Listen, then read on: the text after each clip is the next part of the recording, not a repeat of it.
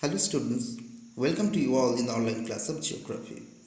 Students, we have already discussed many topics from the chapter Population, Distribution, Density, Growth and Composition in our previous online classes.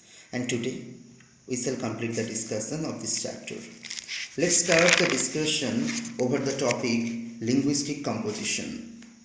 Linguistic diversity is another identity of our country. According to Grierson, Linguistic Survey of India 1903 to 1928, there were 179 languages and as many as 544 dialects in the country. There are about 22 scheduled languages and a number of non-scheduled languages in modern India.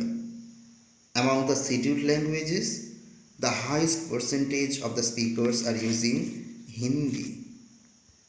The smallest language groups. As per 2011, Sanskrit, Bodo and Manipuri speakers are in this group. Now we should know about linguistic classification. There are 4 language families of the speakers of major Indian languages. These are Austric, Dravidian, Sino-Tibetan and Indo-European. They have their sub-families and branches or groups also. Students, let's discuss over the topic religious composition. It is known to all that religion plays an important role in the cultural and political life of the majority of Indians. It is very interesting to note that there are certain states and districts which have a large number of people belonging to one particular religion. But the same religion may be represented very negligibly in other states. Hindus are distributed as a major group in many states and it is ranging from 70 to 90% and above. But in the districts of states along Indo-Bangladesh border, Indo-Pak border, Jammu and Kashmir, hill states of northeast and in scattered areas of Deccan Plateau and Ganga Plain, the number of people belonging to Hinduism is low. The Christian population is distributed mostly in rural areas of our country. It is mainly observed along the western coast around Goa, Kerala and also in the hill states of Meghalaya, Mizoram, Nagaland, Chotanagpur area and hills of Manipur. Sikhs are mainly living in the states of Punjab, Haryana and Delhi. Jains and Buddhists are living only in selected areas of our country. Jains are mainly living in the urban areas of Rajasthan, Gujarat and Maharashtra, while the Buddhists are concentrated mainly in Maharashtra. The other areas of Buddhist majority are Sikkim, Arunachal Pradesh, Ladakh in Jammu and Kashmir, Tripura and Lahul and Spiti in Himachal Pradesh. The other religions of India include Zoroastrians, tribal and other indigenous faiths and beliefs. These groups are mainly found in small areas scattered throughout the country. Our next topic is composition of working population. According to the economic status, the population of India is divided into 3 groups: main workers, marginal workers and non-workers.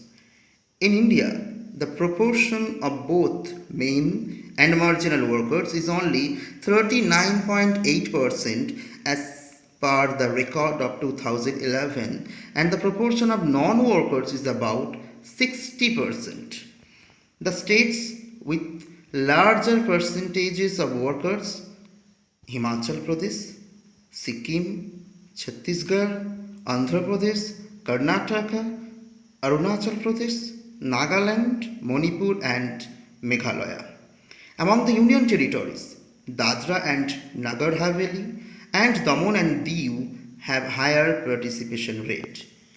In India, it is also noticed that the number of workers involved in primary sector is more than the workers involved in secondary and tertiary sectors.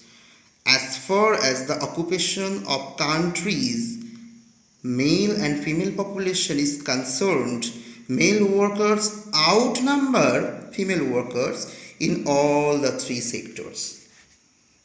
Students, our last topic, this is promoting gender sensitivity through Beti Bachao, Beti Padhao social campaign.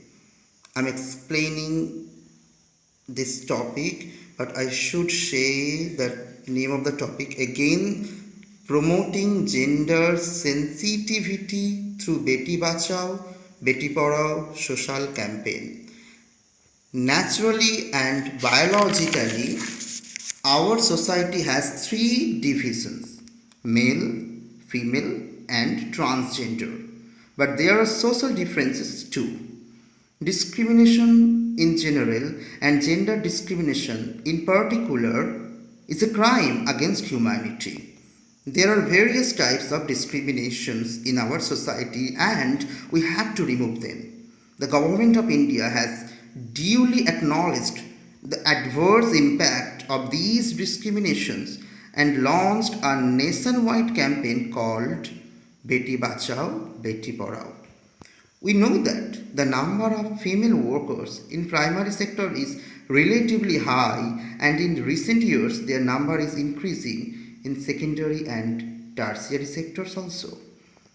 We must know that over the last few decades the number of workers in agricultural sector is declining and the participation rate in secondary and tertiary sector is increasing. In our country, it is seen that the spatial variation of work participation rate is very wide. Very large shares of cultivators, higher proportion of agricultural laborers, and other services are followed in different parts of our country. It says about the availability of limited farming land and large-scale urbanization and industrialization requiring more workers in non-farm sectors. So students, today's discussion is up to here. Thank you everyone. Have a good day.